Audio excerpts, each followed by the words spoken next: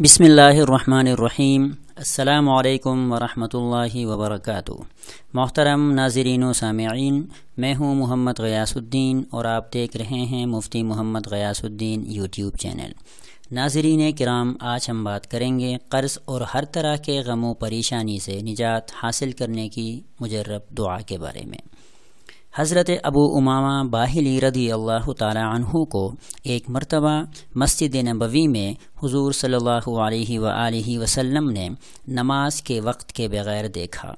عموماً نماز کے وقت میں لوگ مسجد میں آتے ہیں اور نماز پڑھنے کے بعد چلے جاتے ہیں، تو ایک مرتبہ انہیں ابو امامہ رضی اللہ تعالی عنہ کو آپ علیہ الصلاۃ والسلام نے نماز کے وقت کے بغیر دیکھا تو وجہ پوچھی، تو جواب میں ابو امامہ باہلی رضی اللہ تعالی عنہ نے عرض کیا، یا رسول اللہ، پریشانی اور غموں نے گھیرا ہوا ہے، قرضوں میں ڈوبا ہوا ہوں۔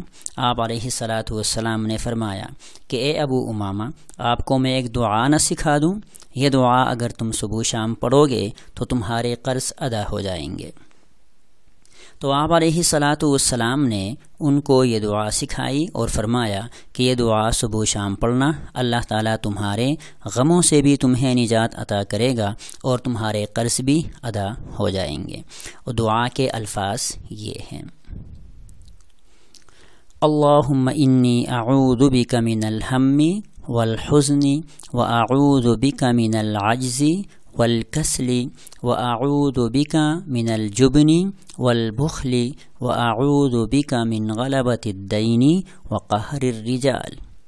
یہ دعا عربی میں ہے اور بہتر ہے کہ ہم اس دعا کو عربی ہی میں یاد کریں، کیونکہ عربی الفاظ سے دعا کرنے میں جو برکت حاصل ہوگی وہ ترجمے سے یقیناً حاصل نہیں ہوگی۔ بہرحال دعا کا ترجمہ یہ ہے: اے میرے اللہ، میں پریشانی اور غموں سے آپ کی پناہ مانگتا ہوں، عاجزی اور سستی سے آپ کی پناہ مانگتا ہوں، بزدلی اور بخل سے آپ کی پناہ مانگتا ہوں، قرض کے غلبے اور لوگوں کے قہر سے آپ کی پناہ مانگتا ہوں۔